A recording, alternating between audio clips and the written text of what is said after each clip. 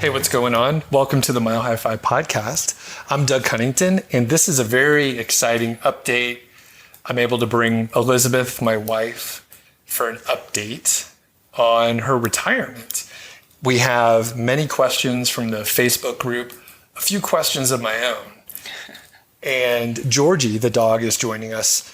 You'll hear in the Soundcheck, we're like at an Airbnb right now, and Georgie's like, you need to be playing with me, so if you hear some noise, some fetching noises, or some like barking and growling and playing, it's Georgie. It's not us. So, Elizabeth, how are you today? I'm great. How are you? Doing really well. And just how is all the retirement stuff going, and how long has it been? It has been a little over a year, I guess, a year and a few months. And it's going great. Love it. Unabashedly.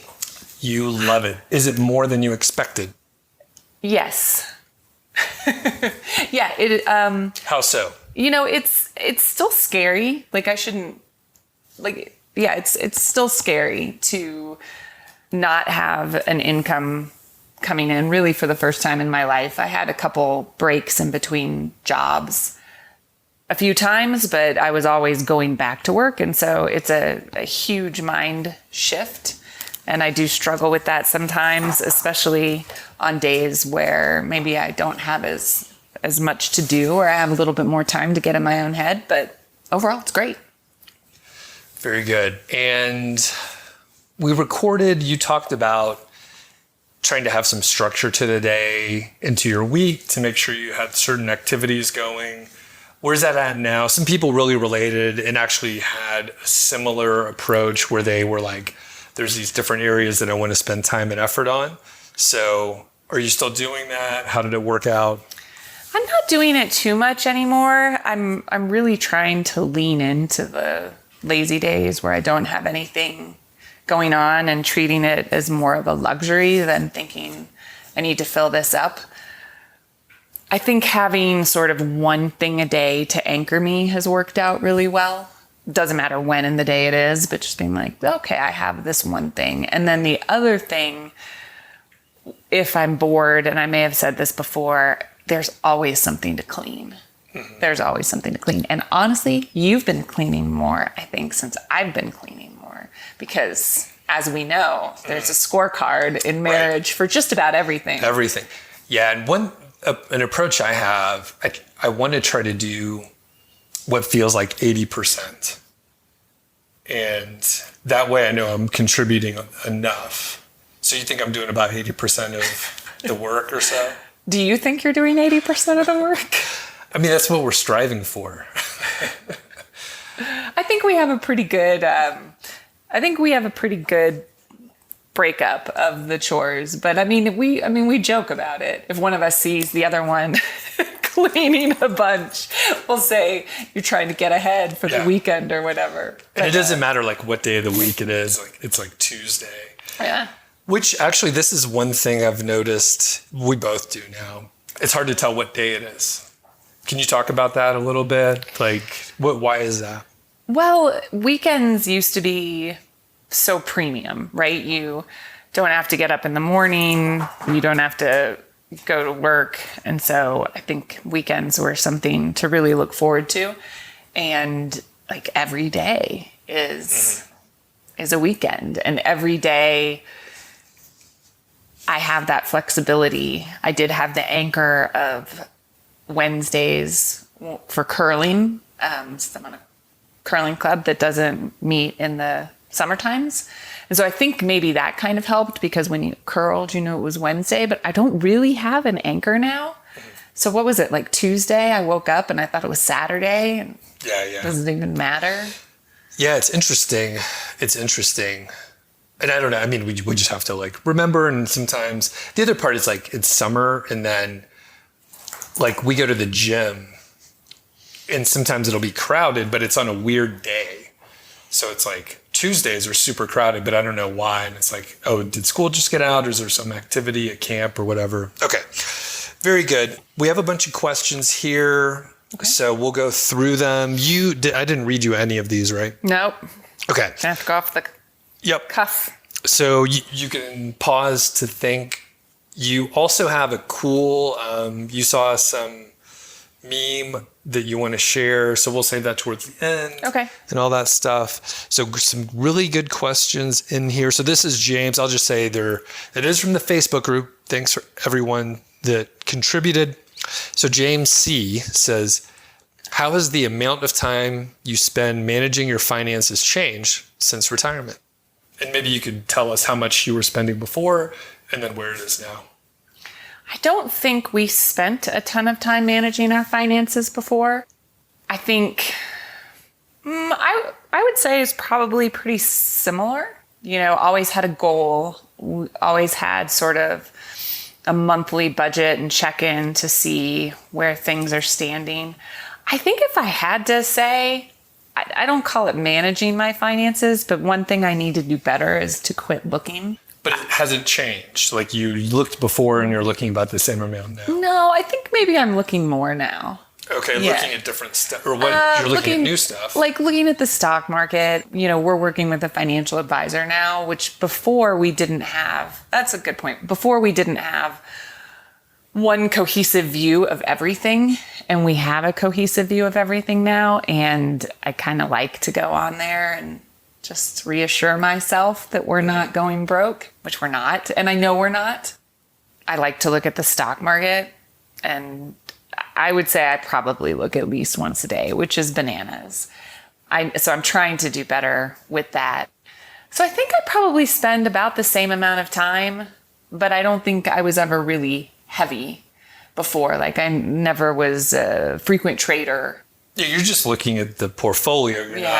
You're not making moves.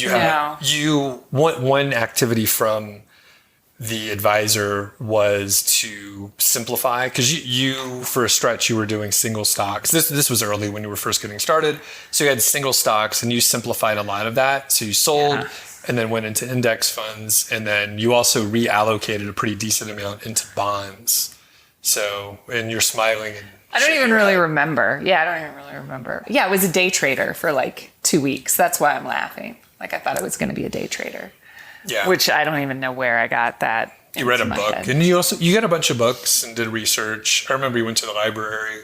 Well, no, I was a day trader, I think, before I read the book. I just thought it would be fun. And I took like 10 grand and like bought some stocks. Gotcha. And I was like, this is cool. But yeah, anyway, so no, I don't think we've ever really quote unquote managed our finances heavily.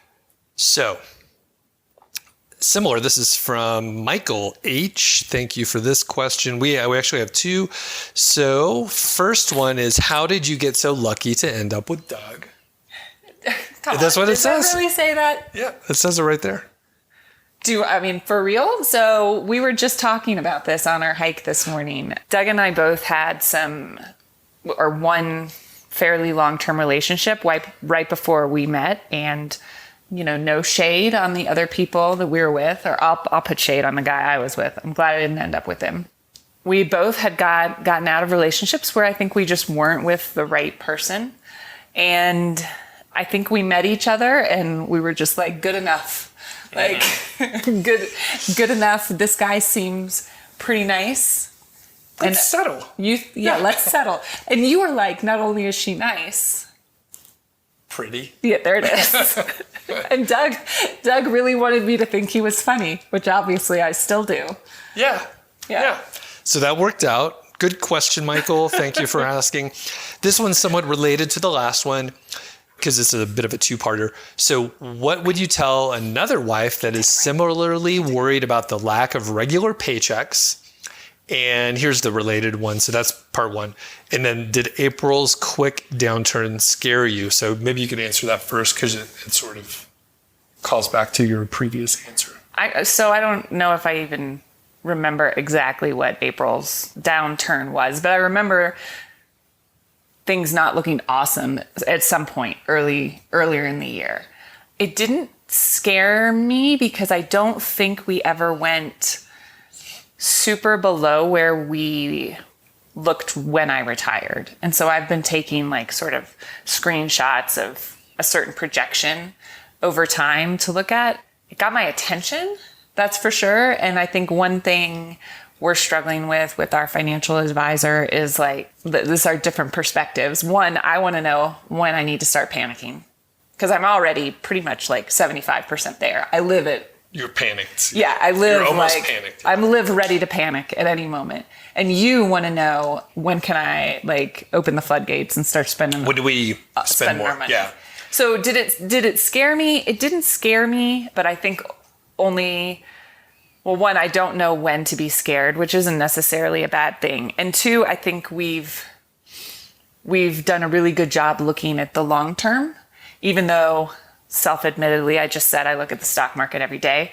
I think we know we're in a plane at 30,000 feet. And if we start to crash, there's going to be lots of time to adjust. I'm glad it didn't continue. And I'm glad that I think we're looking better than we were in April. So yeah. Okay. Is that a good answer? Did it scare you? No. I know. Well, the thing is, I get scared enough for the both. I look- get scared enough for the both of us. So a couple things, and I was going to say, like, I could, for many of the other questions, I'll just stay out of the way. But like, for this one, I'll speak up. So basically, I believe Get out of here. our expectations, sorry for all the noise, Georgie and Elizabeth are playing, and it is it's part of our life. She's my baby. So basically, we have enough padding both Come on, take a break. for. Lay down. Here, we'll stop. I'm listening. This is No. basically anytime Hold I on, try we'll to edit. tell Doug something serious, he'll be like petting Georgie and whispering in her ears. And then I'll be like, "Are you listening to me?"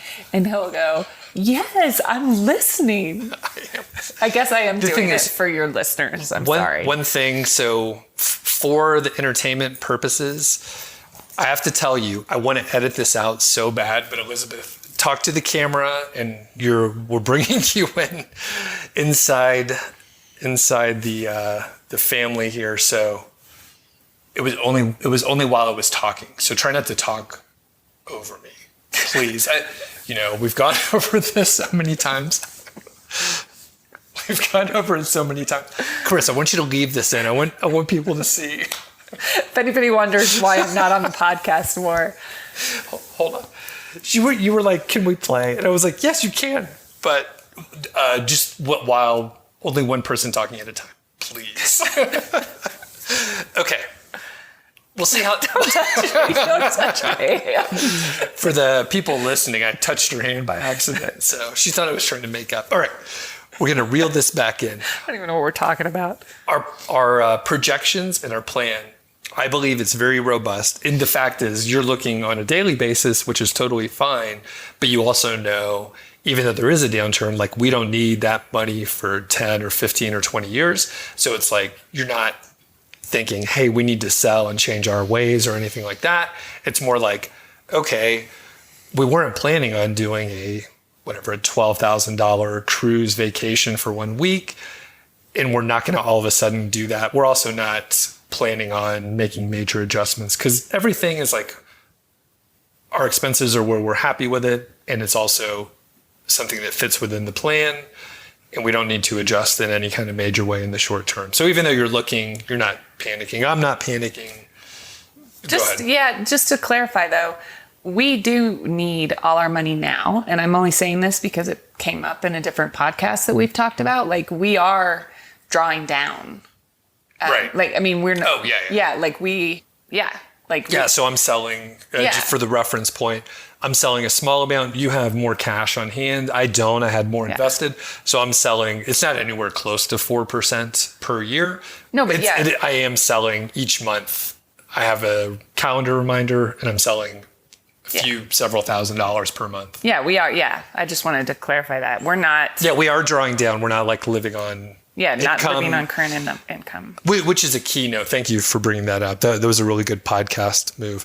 Okay, so the real part of the question is, what would you tell another wife that is similarly worried about the lack of regular paychecks? Another wife? It has to be just a wife, not a person? That was the question that, Michael might be thinking about his wife, hypothetically. What advice would you give another wife to wife? Wife to wife. I think the reason that I'm okay without the regular paycheck is because all the due diligence we did as we leaned up, as we came up to this. We did a lot of planning, and I got to a point that I was comfortable with, I guess. I don't know. I think not having regular income is just flat out scary for some people. I think some people can live differently. I'm not one of those people. So as we know thyself is one of my favorite things. So, understand what you need and get to that. And then now that we're here, we have no guarantees in life, as we talk about how we're hearing more and more people in their 30s and 40s with various cancer diagnoses. So all around us, yeah. Yeah. It's crazy. And I think that was another thing with the downturn in April, and then me working through some of my, worries and panic or whatever, is this is it. This is life. And I think one of the reasons that this has worked out for me is there is not one part of me that wishes I was still doing the job I did most recently. And it was fine for the time it was. There were great people at that company. I'm not trying to disparage them at all, but I was done. It was over. I didn't want to be doing it anymore. And if I was still doing it now, I know I wouldn't be happy. And that helped too. Yeah. Very good. All right. Life is short, robust plan. And we did a lot of due diligence. You're very smart, adequate. And then Steve, our financial planner, he's a fucking pro. He went through all this stuff. We actually had a couple smaller plans put together, not as comprehensive, but basically we've done so much due diligence that we both feel comfortable. And I believe probably through hearing other people, the longer that we're doing this, the longer that we're drawing down, and we're we've been living a really good life. We're extremely happy with our, balance of expenses versus what we're doing and where we're spending time and effort and all that kind of stuff. And there's a strong chance for the next few years, we'll have a little bit more money than we did the previous year. I mean, the projection should work that way for a little bit. So great questions. And basically the other part is it can be scary, but through planning and knowing what parts you need to mitigate on risk or making you feel better from a psychological standpoint, figure that part out. And you won't be able to cure it, but you can figure out what makes you feel better. I'm still, yes. And you talked about how much cash I have. I've always had a lot of cash on hand, so I'm not pulling anything out of my investments, but my cash balance is decreasing. And so, yeah, I kind of watch that go, and that's not fun. But the idea with our financial advisor is that we'll have this cash reserve. Hopefully, when I need to replenish it, the market will be up and I'll just replenish my cash reserve. But yeah, I don't love watching that go down. Right. And I have, yeah. The alternative is worse. Yeah. Yeah. Okay. So next question, Sheila A says, does Elizabeth think she should have quit even earlier? I am definitely a second guesser. I'm an optimizer. This is one I haven't really thought about that. Could I have quit earlier? Maybe. But I think the path that we took was the right path, and it brought us to where we are. I'm definitely a second guesser about so many things, and I haven't really second guessed my decision on that one too much. I think I could have. I think I probably could have quit earlier. I think you wanted me to quit earlier, but I don't think I was ready. Yeah. I think you could have quit earlier. We're in a good spot now. And I couldn't have convinced you or otherwise to quit sooner. And yeah, everything's good now.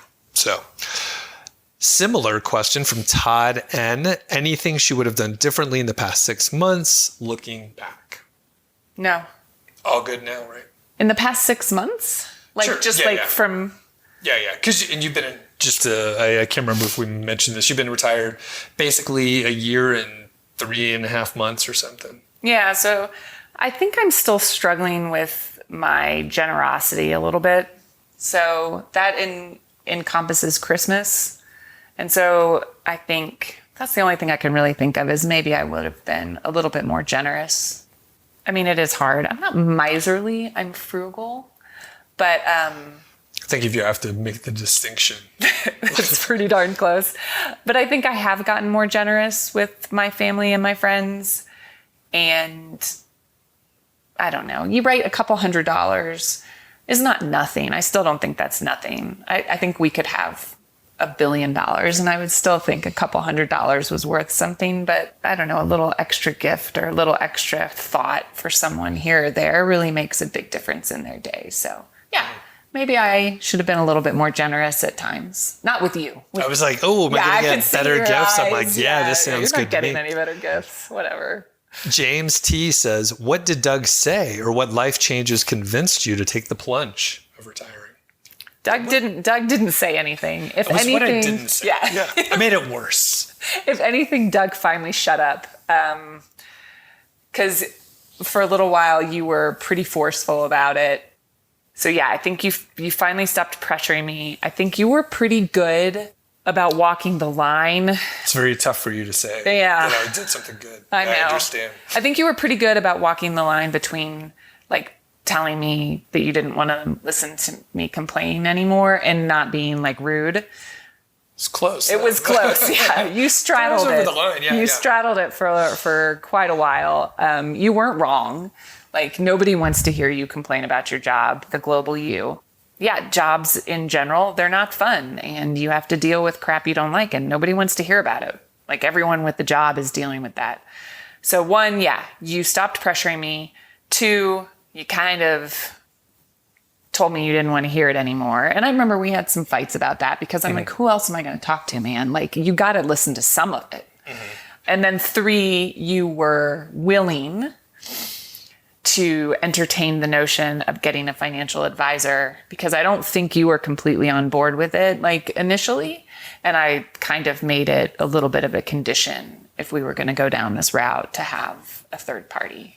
Yep. So. And it actually, I'm happy with it. It inspired an upcoming Camp Fi talk that I'm doing. And the thing is like, whatever, a year, 2 years ago, I would have been like, yeah, there's no way I'm going to get an advisor like those people are trying to take your money. But there's value. Yeah. So there's definitely value. So you definitely did some things. Well done. Thank you.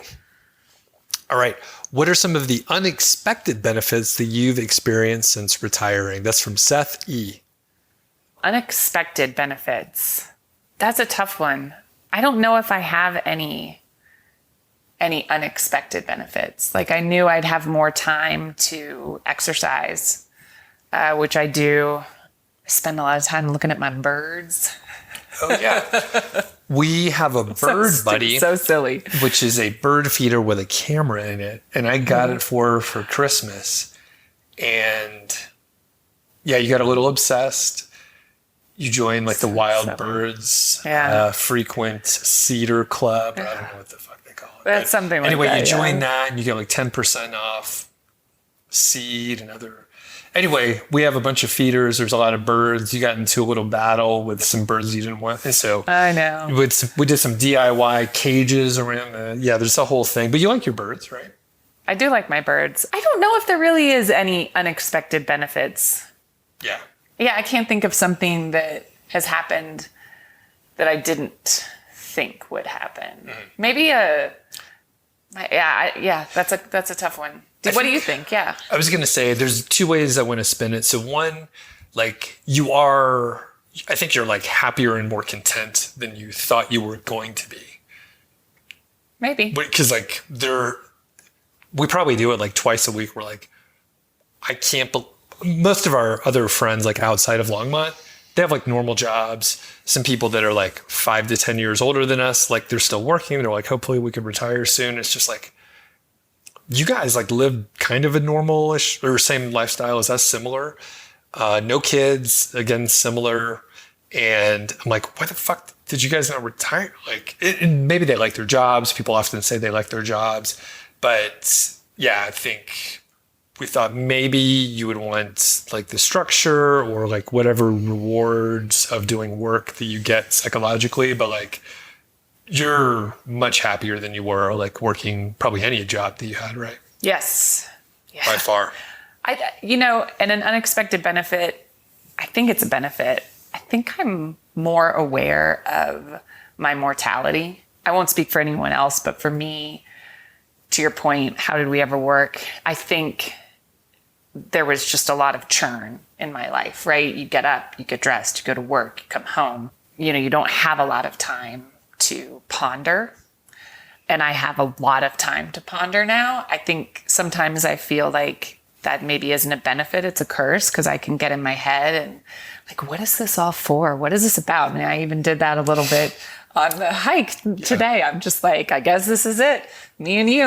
Like, I think I even said to Doug, he's walking around with a shade umbrella, which is, I'll put a link in the description. The shade umbrella, Chris Emick told me about this. He's an avid hiker and outdoorsman. And he was like, yeah, I'm using this umbrella. Keeps you out of the sun. He hikes out west in the desert, PCT. And anyway, it's really sunny. We're at like 10,000 feet here. So yeah, I'm walking around with a fucking umbrella. I look ridiculous. I'm like, I look totally ridiculous. You look amazing. I'm like, this is my life. I think that would be an unexpected benefit, and I will call it a benefit. I hope that I'm living my life in a more deliberate way and that I'm being more thankful for my health and the things that I have. And you certainly can do that with a full-time job. I wasn't, though. I don't think. Oh, yeah. And so having more time to ponder has made me, I think, be a little bit more appreciative. You even said I've been nicer to you. You said that just a few days ago. Don't let that go to your head. Yeah, you have been. I have been nicer to you. I've been more appreciative of all the cleaning. I already mentioned the cleaning. You're such an excellent cook. Thank you. And food just happens. It does. As does the dishes. I did all the dishes this morning. Get out of here. I did. Look at all those over there. All right. There's a dishwasher here. Oh, yeah, it's about you. It's about you. I'm the dishwasher. That's what the point was. I'm the dishwasher.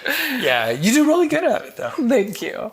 But you wouldn't want me to do the food and cook. Then you would feel like, oh, what am I even here for? That's my birthday week. Remember? That's my birthday week. Yeah, that's true. I do like getting to eat. A whole week? Yes. Because it used to be just a day, and that wasn't enough. All right. Sorry. Before we that was good. So there was a second part that we'll get into, but before we do that, we do have a handful of questions. If people want to check out the Facebook group, I try to pop in there, but I'm not really good at Facebook. I try to stay out. But you can join if you have a question or you want to comment over there. That's a good place to go. Also, I have set up a few ways to support the show. And I told you about it, but I don't think I've mentioned all the different products and stuff. But we're an affiliate, so we get a commission if you check out the chili pad, which we don't have here. And I really wish I had my chili pad because it's so warm in the upstairs brick building.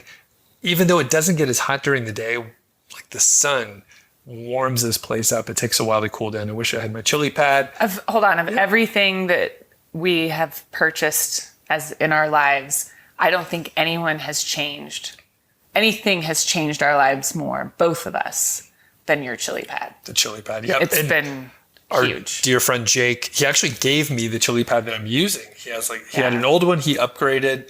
And Jake has been on the show, and you may see him at campfires and other events out there. But if it broke, I would immediately buy another one. And I would support that. Yep. So you got the chili pad out there, and it ain't cheap. I think like the cheapest one is $500 or $600, and then if you get the higher tier, it might be like $1,200. And there's a couple things. You used to complain every morning about how hot you were when you slept, and you never do anymore. No, and I put it down the lowest cooling that it could possibly do. Anyway, so, go on. Sorry. Yeah, chili pad's good. I created a couple lists over on Amazon. So if you want to get the sexy sunshade umbrella that I use personally to go hiking, you can check that out. I also put my sleep supplements, the other supplements. I have other outdoor gear, my backpack, trekking poles. Shoes? Yeah. So I started using these Zero shoes. It's a local company out of Colorado. I think they're in Broomfield or something. But anyway, the shoes are made overseas, but they are extremely durable, very flexible. I need like a wide toe box, and they're flat. They feel really good. Some people are into feet, some people aren't, We'll get comments over on the YouTube side. Great. I held my feet up in front of the camera, so it's 4K. That's why we get the good camera gear. Okay, so if you want to support the show, you can check out those things. If you want to get something, if you just want to donate, that's cool too. Over at Buy Me a Coffee, you get episodes like this one. I'm actually going to publish it early because it's not going to come out for a little while. So the people at Buy Me a Coffee will be able to take a look at a portion or a clip and that sort of thing. So anyway, thanks for supporting the show. We obviously lost our sponsor, Ghost Bed. They were good, but I don't want to, they stopped sponsoring us, so we're not going to talk about it too much. But they worked with us for a while, and we don't have sponsors, and I kind of don't want to have sponsors and just like cover the show ourselves. We just need a couple people to like move over to Mint Mobile. We just need a little bit. Like the commissions are so small. We need a few people each month to just pay for the software. So, all right, ready for the next part of the question? Sure. So unexpected things. You mentioned you maybe like to do just one thing per day, like one big thing per day. It doesn't mean you won't like go to the gym and do other things, but we have had days where you were too busy. We had dinner plans, you had lunch plans, you had something in the morning. Can you talk about how much stuff you want to do in a day? I feel like you kind of just did. Basically, you're saying no. You're like, I got too much, and you'll turn things down if you're like, this is too much. Yeah, like one thing a day. One of the most important things in my life is Georgie. And if I don't feel like I have spent enough time with her, that doesn't make me feel good. And that's the afternoon walk, which I'm carefully wording so she doesn't think I'm asking her to do it. So I do that. I sit and pet her in the evenings, play with her after. There's a whole assortment of Georgie activities. And I think maybe that's kind of how I decide. If I don't get time with her during the day, that's too much stuff planned. And so I gotta have my Georgie time. Right. How many hours a day do you think is appropriate for one of us to be with her? I'd say, all but one. I mean, she's such a sweetheart, and I know she has her issues, but she loves us so much. She does. I mean, we wake up with her like it's the first thing we talk about when we wake up. It's the last thing we talk about before we go to bed. She's joyful. She's fun. She's getting frustrated with us. I know. Here. So I think that's how I decide. I just how much time you want to make sure she's taken care of. Yeah. And you don't want to miss too many days in a row, like for the afternoon walk or play or whatever. And I don't trust you to give her what she needs. I don't play with her as much. No. I used to, but she's getting older. She has some shoulder issues. I used to take her out and throw the frizz. And when I shouldn't even say that. Yeah, you shouldn't have said that. And she when knows so many words. When I say one thing a day, and you mentioned the gym, the gym doesn't count as one thing a day. I think I mean one social thing. So if I'm meeting a friend for lunch and then meeting a friend for coffee or something, and then also having a German tutoring lesson, that's too many. That's too many things for me. Yeah. I really do need a lot of downtime to refuel. I'm an introvert. Mm-hmm. Yep. Yeah. This is from Cait Y. So you mentioned you are enjoying your time, but do you miss the structured work week? No. Thanks, Cait. Yeah, not at all. And I think for me, because I worked for many years, and I also, for whatever reason, we very gradually moved out of our structured work week to where we were working at home, which allows you so much flexibility. So for, I don't know, over 10 years, we were pretty much accustomed, or one or both of us were accustomed to not having the normal work week structure. Yeah. So. Yeah, we talked about that earlier. We were trying to figure out how many years of our professional careers, we actually went into the office every day, 8 to 5, Monday through Friday. And even though we had full-time jobs for most of it, it was not often. It was like 3 consecutive years. And even, for instance, when I worked at a hospital, I had a great boss who appreciated flexible work schedules because she had young kids as well. And so we would, work 4/10s and have Fridays off. So yeah, somehow we just found a way. Yep. Okay. So last question here, and then we'll take a quick pause, and then we'll get into the list of things that you mentioned. So Okay. This one is from our friend Diana Merriam. You got to meet Diana. And was it the first time you met her when she was out here Yes. a couple of weeks ago? Cool. So this is a good one. While I'm sure she likes you, how do you manage so much time together? Or do you have enough independent interests that you have enough space away from each other? My Midwestern gentleman is done with work at the end of the year. I wonder how so much time together will feel since I'm used to having him gone during the day and having the house to myself. Well, first of all, I just want to say I love that phrase, my Midwestern gentleman. It's great. It is. It's fancy yet homey. I constantly marvel that I seem to like you as much as I do with as much time as we've spent together. Mm-hmm. I think you help with the time that we spend together, because I think a lot of the day you don't want to talk to me. and I will try to talk to you and you're just like, I don't have time for you right now. So I think I have figured that out some. I spend time with Georgie. And in terms of the separate interests that she mentioned, I do think we do a lot of things independently. Curling, for example. We literally have independent hobbies where I curled, we learned curling in Bozeman. Mm-hmm. We played on a couple leagues together, and then you picked it up here, and I was like, you maybe even mentioned hey, I want it to be my thing, and I was like, cool, and then I wasn't. I think you even asked me to join a couple of times, and I was like, nah, I don't want to do it. I think we both enjoy the trips that we take without each other too.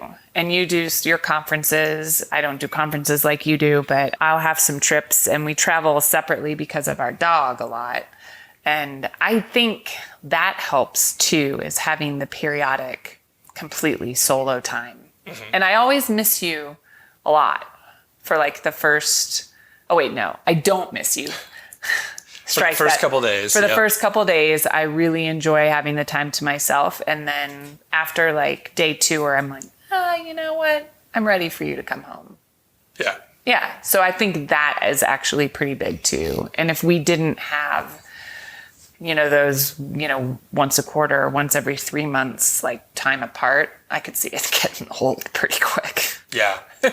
Yep. And I think, so that's all those are great points. I agree.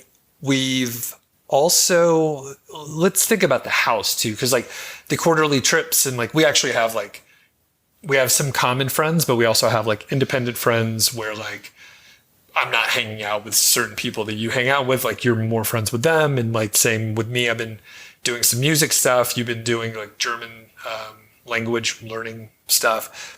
Let's think about inside the house. So we actually we've lived in different places, sometimes apartments, and that's where maybe, Diana used to have the whole house to herself, but now Midwestern gentleman is going to be hanging out, and you got to figure that out. Do you have any tips or observations when we were in closer quarters? You have always, everywhere we've lived, and this is my fault, you've always had your own space, and I've never had mine. Till now. I don't have my own space anymore. You've even taken over my old office. You've turned it into a music room. Yeah. Mm-hmm. But I do think even when we were in the condo, 2-2, that other bedroom was basically yours. And I think I do a pretty good job respecting your like work zone and not going into it. Because I know when I come down and you've got your headphones on and I'm like, hey, Doug. Yeah, here you coming, and then I'm like, oh, I got to put the headphones on fast. But that look like I'm doing. I'm yeah, on a call. Yeah. He's never on a call, but that helps. That for sure helps. Having your own space. Yeah. Yeah. Even though I don't have mine, I hear it helps. It helps that you. It helps. You have your space. Yeah. Where is my space?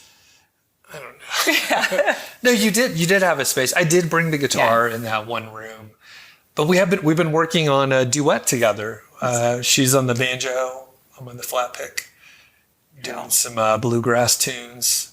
I think also for Diania, honesty helps. Like courageous communication. I think that was one of our like core tenets at my previous job, which is pretty funny. But anyway, yeah, if you need some time, just don't be afraid to say, hey, I need some space. Bad time to mention something that's been bothering me? No, it's always a good time, especially on air. Yeah. What's been bugging you? No, that's all good. But yeah, I know I'm kind of making a joke, but I do think that has helped us. Totally. Own space, own time. No, like clear communication. Me taking. The thing is, I'm a good listener. Woo. So I was just tooling around on Instagram and I saw this post. Should I say who it's? Sure. I was going to say when I read it, I saw it as Drammy Shaw. I think it's Dr. Amy Shaw or Drammy Shaw. And it just kind of spoke to me. And it says, whoa, apparently there's music. It says the 6 luxuries of life: a healthy body, a calm mind, slow mornings, the ability to travel, which I thought was interesting since we are traveling right now, a few people that love you, and time to do what you love.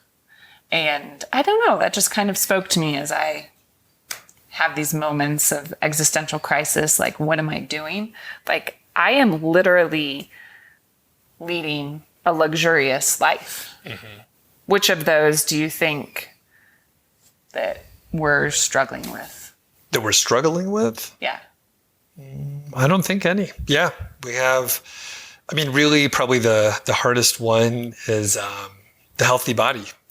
I haven't been sleeping as well recently. I think part of it is summertime, so the lights are brighter or the sun's brighter, and I'm like not sleeping quite as much. And I'm also drinking a little bit more beer as it's warmed up. I think we did a mostly dry January, and then I did a beer judging event for like 4 days straight. And it was it was a serious one. So I practiced judging for a couple weeks ahead of time. And then since then I sort of like started drinking a little bit more, which is generally pretty unhealthy. And then it's just, a lot of people that are in our circle of friends, they may just drink like on the weekend or like a social event, like a special occasion during the week. But we're more like, not you, actually, you've cut back quite a bit, but I'll drink beer on a daily basis, like a few beers. So it's delicious. It is good. We have been doing more hop water, but like it's definitely like a habit that I'll get into, and I enjoy many aspects of it, which is unfortunate. And that's why it becomes a little bit of a habit and generally unhealthy. Otherwise though, like we're very active, and we go to the gym. So that would be the health one. What about you? Definitely a calm mind. I work on a calm mind. But my only criticism when I looked at this list in a little bit more detail on here is a few people that love you. I think there should also be the reverse. You need to love some people. I don't know, but maybe that isn't the luxury. The luxury is actually having people who love you. All right, I take it back. I like it. Yeah, I mean, to have people that love you and care about you, it's pretty amazing, and definitely not something to be taken for granted. Mm-hmm. I don't know if Georgie loves us. I think it's fake love. Like, it's usually like she's whining at us right now. She either wants food or she wants to play. She wants to play. But but the other one that I really loved was The other one that I really loved was slow mornings. And that has been maybe the like an unexpected thing that came up, like slow mornings are awesome.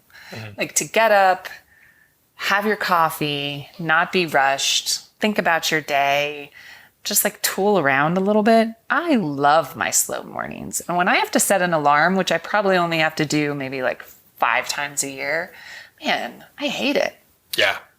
Yep. Well, it depends on what it's for. Sometimes we wake up early to do something fun like a hike. But yeah, so a couple things. I was surprised you were like, oh, what are we struggling with? I thought you were going to be like, oh, what parts are we doing good? Because it's like most of the time you can do like, if we're doing like 80% good most of the time, like that's good enough. It's like, I'm not trying to do anything perfect. But a couple issues, like one, it's weird. They described it as a luxurious life. And I think there's a semantic argument there, which is interesting.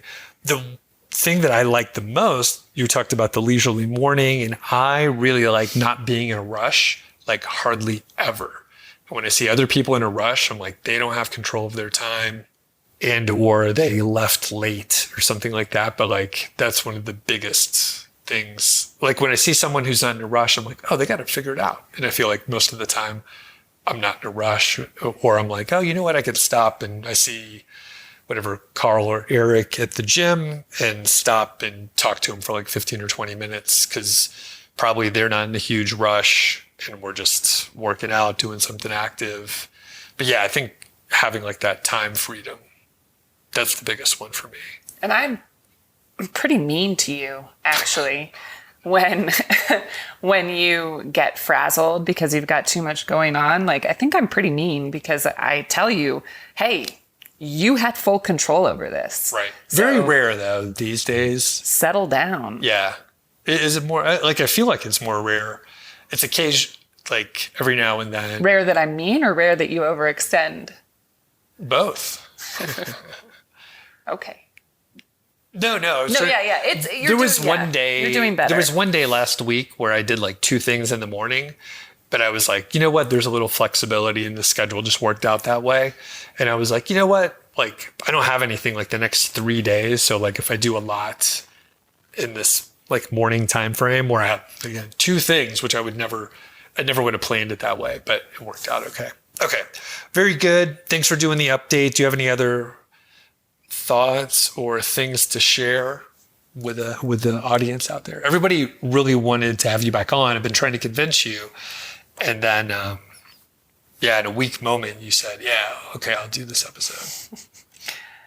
No, I appreciate that your listeners like to hear my story. I don't want to come on very often because the question that came in, maybe from Diania, like having separate interests is a good thing.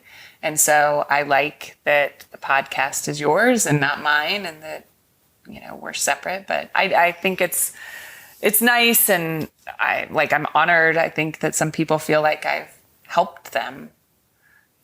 So puzzles me too. Yeah. Just no, I'm just kidding. Yeah. And so many people, when I met them at conferences and stuff, when they have a few minutes to chat with me, yeah, shocking number of people say that they really enjoy and they relate to you in your story. I think that's great. I'm really, shocked and surprised that this has worked out, like how well it has worked out so far. And I'm talking about our marriage. I'm talking about the retirement. This episode right now. Yeah, I'm talking about my life in general. And to go back to the time to ponder, I know that nothing is certain and nothing is forever. And I'm really just trying to lean in and enjoy where I am right now and life and health and happiness, because one day we'll be gone. And one day we'll be sick, and our family members will be sick, and everything is just so good right now. So I'm trying not to let it bring me down, which is my inclination, right? So yeah, that's my closing, I guess. Thanks for having me on the show. Thank you. I'll see you around. You've been a good guest. And I hope to see you soon. Get out of here. Thanks for listening to the show. That was the Mile High Fi podcast, and I'm Doug Cunnington. If you dig the show, please do 3 things for us. Number 1, tell a friend, a family member, an enemy about the show. We really don't care who you tell. Maybe forward them a specific show that you know that they will like. It's the single most helpful thing that you can do to spread the word. It's like giving us a virtual high five, and actually we don't give high fives in person, so the virtual kind's pretty good. And more importantly, your friend or family member or even your enemy will appreciate the fact that you were thinking of them. Number 2, make sure you're following or subscribed on your podcast app, Apple Podcasts, Spotify, Overcast, YouTube, whatever you're using, and that way you won't miss a show. And number 3, please leave us a rating and review. We read them on the show occasionally, and you might hear yours out there on an upcoming episode. Quick disclaimer, this show is not financial or legal advice. I'd actually be surprised if it sounded like it. It's really just for entertainment, and that's at least what we're hoping for. But seriously, get advice from professionals. So we'll catch y'all next week.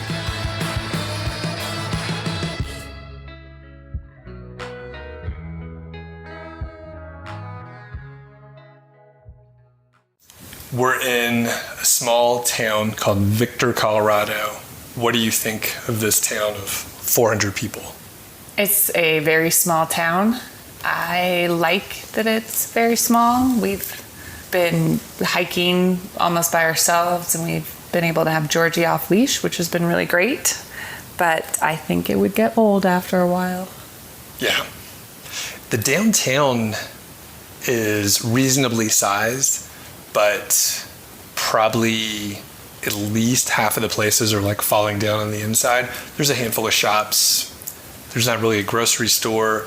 Yeah, it's very quiet, but it's also like there's not very much here. I think, and we're supposed to stay here for like about 2 weeks in a few months, and you're questioning that, right? Yeah, I'm not sure that's going to happen. I do like how quiet it is for sure. Like I said, we've been able to have her off leash a lot of the time, but I also like our house a lot, and I miss it. And the place we're staying, where we're recording this, is very nice. However, it doesn't have AC, and even though it cools off a lot in the evenings, I do miss air conditioning. And this place isn't cool enough, I think, to stay for 12 nights without air conditioning. Right. For me. Yeah, and it's tough. I did not bring my chili pad, and that is a big deal. It was I didn't check I don't think there was a way for us to check the temp here, but basically like it was probably 80 degrees at night, at least. You think so? In here. Oh, wow. I don't know. I don't know. I'm not sure. But anyway, it's definitely like hot enough where neither of us slept that well. So as you know, I can worry about anything. And I do. And I was thinking about being here in a town of 400 people. There's probably not local police. But then I thought, with 400 people, everyone knows everyone. And so I feel like there might not be any crime, because if you did something, everyone would know who it was. Yeah. It's like a self-policed. Yeah. They take care of it themselves here in Victor. There is like a city hall down there, and I walked past it, and it's like the satellite police station or whatever. So it's like there is a spot, but yeah, not very many people. Probably not, right? I saw police. I drove to Cripple Creek to get gas, and I saw a police car there. Like an SUV police car there just a few minutes ago. Gotcha. Yeah, but probably not around here. No, I don't think so. Not enough people. And speaking of not very many people, each morning when Georgie and I went out, just like 50 steps around the corner, we've seen these young foxes. I was like, is that a fox? And yeah. So they were like playing around together. It was pretty fun. So we went the other direction, because I was like, they look fun and playful, and they were playing with each other, but I'm like, yeah, but they don't. Georgie wouldn't mix well with them. Another side note I've thought about, in our little welcome book, the closest medical center is where we got gas in Woodland Park, which is like or something like that, which is like 45 minutes away. Right. Which made me think of my graduate, like the head of my graduate program. One of the things he did when he was in school was he went around rural Georgia and they taught basic life-saving skills to the people in that community. So not nurses or whatever, but like, just like me and you, we live out in the middle of nowhere, and they measured, I think, like, I don't know, mortality rates, or just, I don't know, how people did in emergencies. Because if something happened here, like let's say I have a heart attack, it's going to take a minimum of 45 minutes for someone to get here, or if I cut myself or whatever. And so I thought about that as remote as we are. I mean, there isn't an urgent care center. There's nothing. There's nothing. Interesting. Yeah. So Yeah. small town, very quiet. And I think if you want quiet, like this would be a decent place to check out. But yeah, there's not like a lot of interesting restaurants or any kind of other stuff going on. And here's the thing. I really don't need this time to reconnect with you. Like, I can see. That'll come in a question that we're going to ask coming up here. I totally can see, like, if we were both working full time and you get to go on vacation and it's like, hey, what's been going on with you? You know, and you get to reconnect with your family. I am fully connected. You're too connected. You need a break. Yeah.